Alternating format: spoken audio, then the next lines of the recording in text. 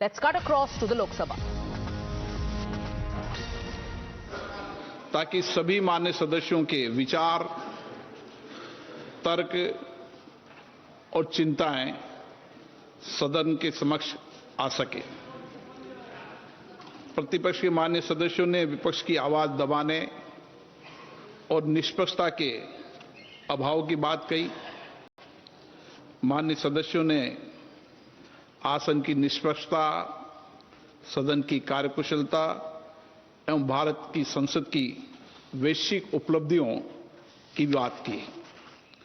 वहीं मान्य सदस्यों ने हमारे संसदीय लोकतंत्र की व्याख्या की एवं सदन की गरिमापूर्ण परंपराओं, नियमों और प्रक्रियाओं पर अपना दृष्टिकोण रखा। माननीय सदस्यगण, ये सदन भारत के 140 करोड़ नागरिकों की संप्रभु इच्छा का प्रतिनिधित्व करता है। यहां उपस्थित प्रत्येक सदस्य लाखों नागरिकों के जनादेश को लेकर आते हैं और हर माननीय सदस्य नागरिकों की समस्याओं, अभावों, कठिनाइयों को दूर करने तथा उनकी अपेक्षाएं, आकांक्षाओं, उम्मीदों को पूर्ण करने की आशा भी साथ लेकर आता है। मैंने हमेशा यह प्रयास किया कि सदन के अंदर प्रत्येक माननीय सदस्य नियमों और प्रक्रियाओं के तहत विषय मुद्दों पर अपने विचार व्यक्त करें। सभी माननीय सदस्यों को इसके लिए पर्याप्त अवसर भी देने का मैंने प्रयास किया।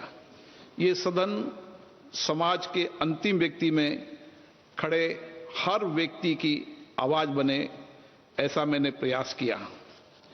मैंने निरंतर प्रयास किया कि मैं उन माननीय सदस्यों को सदन की कार्रवाई में हिस्सा लेने के लिए प्रेरित करूं जो या तो संकोच करते हैं या नहीं बोलते हैं। मैंने दोनों कार्यकाल में समय समय पर जो भी माननीय सदस्यों ने विचार नहीं किया, मैंने चेंबर में बुलाकर उनको आग्रहपूर्वक किया कि वह सदन में अपनी बात रखें, अपनी क्षेत्र की आवाज को रखें, क्योंकि सदन में बोलने से लोकतंत्र का संकल्प मजबूत होता है, सरकार की जवाबदेही भी तय होती है। ये सदन विचारों का, चर्चा का जीवंत मंच रहा है। हमारे संसदीय लोकतंत्र में सहमति असहमति की महान परंपरा हमेशा से रही है। माननीय सदस्यगण, जब हमारे संविधान निर्माताओं ने स्वतंत्र भारत के लिए संविधान का निर्माण किया, तब उन्होंने गहन विमर्श और अनुभव के आधार पर संसदीय लोकतंत्र की व्यवस्था को अपनाया और आज दुनिया के अंदर संसदीय लोकतंत्र की व्यवस्था ही शासन चलाने की सर्वश्रेष्ठ पद्धति है। इस व्यवस्था में संसद केवल कानून बनाने का मंच न होकर राष्ट्र की लोकतांत्रिक चेतना का केंद्र बिंदु भी है। भारतीय संविधान के आर्टिकल 93 में अध्यक्ष के निर्वाचन का प्रावधान है। मुझे इस पावन सदन ने दूसरी बार अध्यक्ष पद का दायित्व और अवसर दिया। मैंने हमेशा ये प्रयास किया कि सदन की कार्रवाई निष्पक्षता, अनुशासन, संतुलन और नियमों के साथ संचालित हो। सदन में सभी को साथ लेकर सामंजस्य से व्यवस्था एवं कार्यकुशलता बनाए रखने के लिए मैंने मेरे दायित्व को निभाया। मेरा हमेशा ये प्रयास रहता है कि सदन की गरिमा, मर्यादा और प्रतिष्ठा में उत्तरोत्तर वृद्धि होती रहे। मंगलवार दिनांक 10 फरवरी 2026 को प्रतिपक्ष के कुछ माननीय सदस्यों ने अविश्वास प्रस्ताव का नोटिस दिया। हमारे संविधान द्वारा स्थापित संसदीय लोकतंत्र की व्यवस्था में मेरा हमेशा अटूट विश्वास रहा है। मैंने अपने नैतिक कर्तव्यों का निर्वहन करते हुए अविश्वास के प्रस्ताव के प्रस्तुतीकरण के साथ ही सदन की कार्रवाई से अपने आप को अलग कर लिया। पिछले 2 दिनों में इस सदन ने लोकतंत्र की एक महत्वपूर्ण संसदीय प्रणाली को पूरा किया। इस चर्चा के दौरान अनेक विचार, अनेक दृष्टिकोण, अनेक भावनाएं इस सदन के सामने रखी गई। मैंने सदन के प्रत्येक माननीय सदस्य की बात को गंभीरता और ध्यान से सुना। मैं इस सदन के सभी माननीय सदस्यों का हृदय से आभार व्यक्त करता हूं, चाहे उन्होंने समर्थन में अपने विचार रखे हों या आलोचना के रूप में अपने सुझाव दिए हों। लोकतंत्र की यही विशेषता है, यहां हर आवाज सुनी जाती है और हर दृष्टिकोण को महत्व दिया जाता है। यह आसन किसी व्यक्ति का नहीं है, ये भारत की लोकतांत्रिक परंपरा, संविधान की भावना और इस महान संस्था की प्रतिष्ठा का प्रतीक है। मेरे पूर्ववर्ती अध्यक्षों ने इस सदन की मर्यादा और परंपरा को मजबूत किया और हमेशा इस सदन की प्रतिष्ठा बढ़ाई है। संस्थाएं, मर्यादा और परंपरा स्थायी रहती है। सदन द्वारा मुझ पर व्यक्त किए गए विश्वास के लिए मैं सभी का आभार व्यक्त करता हूं। मैं आपको विश्वास दिलाता हूं, इस विश्वास को अपनी जिम्मेदारी मानते हुए पूरी निष्ठा, निष्पक्षता और संवैधानिक मर्यादा के साथ निभाने का प्रयास करूंगा। कुछ माननीय सदस्यों ने कहा कि प्रतिपक्ष के नेता को बोलने से रोका जाता है, उन्हें बोलने का पर्याप्त अवसर नहीं दिया जाता है। मैंने इस पावन पीठ को स्पष्ट करना चाहता हूं, चाहे सदन में नेता हो या चाहे प्रतिपक्ष के नेता हो या कोई मंत्रीगण हो, कोई भी सदस्य हो, सभी मान्य सदस्यों को सदन के अंदर नियमों के तहत, प्रक्रिया के तहत ही बोलने का अधिकार निहित है। कुछ मान्य सदस्यों का यह भी मानना था कि प्रतिपक्ष के नेता सदन से ऊपर उठ करें किसी भी विषय पर बोल सकते हैं, ये किसी को विशेषाधिकार नहीं है। मैं स्पष्ट करना चाहता हूं, सदन के नियमों से चलता है। सदन के कार्य संचालन नियम सदन द्वारा बनाए गए हैं, न सरकार ने न प्रतिपक्ष ने। ये नियम मुझे विरासत में मिले हैं और इस सदन में सभी सदस्यों के लिए नियम समान रूप से लागू है। सदन में जब भी लोकमत के किसी विषय को, चाहे माननीय प्रधानमंत्री जी हो या माननीय मंत्रीगण हो, उनको भी अगर वक्तव्य देना होता है तो नियम 372 के तहत अध्यक्ष से पूर्व अनुमति प्राप्त करनी होती है। उसके नोटिस के बाद ही वो अपने वक्तव्य दे सकते हैं। किसी माननीय सदस्यों को नियमों से परे जाकर बोलने का विशेषाधिकार इस सदन में नहीं है। हमारे देश में लोकतांत्रिक संस्थाओं की गरिमा, मर्यादा और इसके नियमों का सम्मान की एक समृद्ध परंपरा रही है। मैं आपके समक्ष इस सदन के कुछ माननीय पूर्व अध्यक्षों का निर्णय भी उल्लेख करना चाहता हूं। 1957 में माननीय राष्ट्रपति जी के अभिभाषण पर धन्यवाद बोलते हुए जब स्वर्गीय अटल बिहारी वाजपेयी जी ने जम्मू और कश्मीर से संबंधित कुछ फोटोज को अपने द्वारा की गई बात के प्रमाण के तौर पर सदन के सामने रखना चाहा, तो इसी चेयर ने व्यवस्था दी कि ऐसा करने से पहले उस डॉक्यूमेंट को पहले स्पीकर को दिखाया जाए, फिर वो निर्णय लेंगे। और अटल जी ने सदन का सम्मान किया, अध्यक्ष के निर्देशों की पालना की।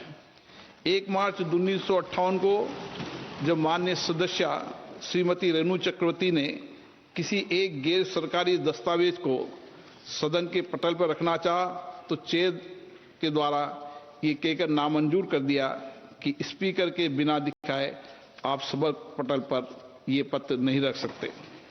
26 मार्च 1958 को एक मान्य सदस्य श्री एस.एम. बनर्जी ने अपनी बात के समर्थन में पत्र के साथ कोई कोट करना चाहा, तो माननीय उपाध्यक्ष महोदय ने ये कहकर मना कर दिया कि ऐसा करने से पहले आपको चेयर को दिखाना जरूरी होगा। ऐसे कई सारे प्रकरण हैं चाहे लोकसभा में हो चाहे राज्यसभा में हो, जब बिना चेयर की परमिशन के किसी दस्तावेज को सदन के पटल पर या कोट करने की अनुमति नहीं दी गई है। ऐसी पुरानी परंपरा भी रही है।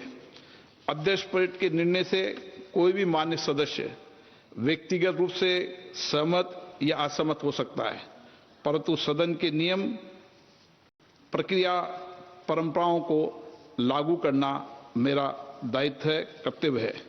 जब भी कुछ मान्य सदस्य सदन की मर्यादाओं के विरुद्ध आचरण व्यवहार करते हैं, तब सदन की मर्यादा बनाए रखने के लिए मुझे कठोर निर्णय और व्यवस्थाएं देनी पड़ती है। सदन की चर्चा के दौरान एक माननीय विद्वान सदस्य ने संविधान के आर्टिकल 105 के तहत संसद के सदस्यों को बोलने की आजादी, फ्रीडम ऑफ स्पीच के अधिकार की बात कही। मैं इस सदन के समक्ष हमारे संविधान के आर्टिकल 105 एक को पढ़कर इस संबंध में स्थिति स्पष्ट करना चाहता हूं। 105 इस संविधान के उपबंधों और संसद की प्रक्रिया का विनियमन करने वाले नियमों और स्थायी आदेशों के अधीन रहते हुए संसद की फ्रीडम ऑफ स्पीच होगी। अर्थात हमें संसद में बोलने की आजादी तो है, परंतु सदन द्वारा स्वीकृत प्रक्रिया, नियमों एवं स्थायी आदेशों के अधीन है। नियम 352 के 11 के उपनियमों में मान्य सदस्यों के लिए विस्तृत निर्देश अंकित है। सदन में बोलते समय किन किन बातों का ध्यान रखना चाहिए, किस प्रकार के तथ्य और किस प्रकार के वाक्यों को नहीं बोलना चाहिए। चर्चा के दौरान अध्यक्ष पीठ के द्वारा प्रतिपक्ष के कुछ सदस्यों ने माइक बंद करने का विषय भी उठाया। इस बारे में मैं पहले भी स्पष्ट कर चुका हूं। आसन के पास कभी भी माइक ऑफ या ऑन करने का बटन नहीं होता है। प्रतिपक्ष के मान्य सदस्य भी आप पीछे शैलजा से पूछ लो, प्रतिपक्ष के मान्य सदस्य भी इस पीठासीन अधिकारी के रूप में जब वो कार्य करते हैं तो उनको भी ये भली भांति पता है। सदन में ये व्यवस्था है, जिस मान्य सदस्य को बोलने की अनुमति दी जाती है वही मान्य सदस्य उसका ही माइक ऑन होता है। चर्चा के दौरान महिला सदस्यों के सम्मान को लेकर भी विचार व्यक्त किए। मेरे मन में हमेशा हमारी माननीय महिला सदस्यों के प्रति सर्वोच्च सम्मान रहा है। मेरा हमेशा ये प्रयास रहा है, हर माननीय महिला सदस्य को सदन में बोलने का पर्याप्त अवसर दे और पर्याप्त समय दे, और प्राथमिकता के आधार पर भी मैंने हमेशा महिला सदस्यों को बोलने में प्राथमिकता दी है। मुझे इस बात का गर्व है कि मेरे अध्यक्षीय कार्यकाल में सबसे ज्यादा महिला सदस्यों ने और सभी महिला सदस्यों ने अपने विचार रखे हैं। परंतु जिस प्रकार से प्रतिपक्ष की कुछ मान्य सदस्य वेल क्रॉस कर ट्रेजरी बेंच की तरफ जाकर नारेबाजी कर रही थी, बैनर दिखा रही थी, उससे निश्चित रूप से अप्रत्याशित स्थिति बन सकती थी, और इस अप्रत्याशित स्थिति की संभावनाओं को टालने एवं व्यवस्था बनाए रखने की जिम्मेदारी मेरी थी। इसीलिए मैंने सदन के नेता को सदन में बोलने का नहीं आने का आग्रह किया। ऐसी प्रतिकूल स्थिति में सदन की व्यवस्था और प्रतिष्ठा बनाने के लिए जो उचित था वह मैंने किया।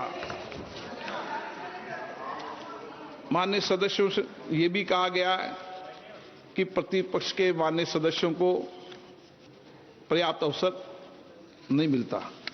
17वीं 18वीं लोकसभा के संसदीय कार्रवाई के आधिकारिक आंकड़े उजागर करते हैं कि संख्या बल पर देखा जाए तो भी प्रतिपक्ष के मान्य सदस्यों को राष्ट्रपति अभिभाषण पर, धन्यवाद प्रस्ताव पर, बजट पर, महत्वपूर्ण विधेयकों पर, विशेष चर्चाओं पर प्रश्नकाल और शून्यकाल के दौरान आवंटित समय से अधिक बोलने का अवसर मिला है।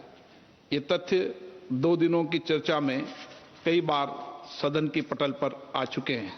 मेरी तो हमेशा कोशिश रहती है, चाहे देर रात तक मुझे बैठना पड़े, और मैं जब सदन में सुबह आता हूं, सदन के अंतिम सदस्य के रूप में सदन से जब ही जाता हूं जब सब माननीय सदस्यों को मौका मिले। और मैं हमेशा ही प्रयास करता हूं कि चाहे एक माननीय सदस्य अकेला हो या उसके दल का एक सदस्य हो, उसको भी पर्याप्त अवसर, पर्याप्त मौका मिले।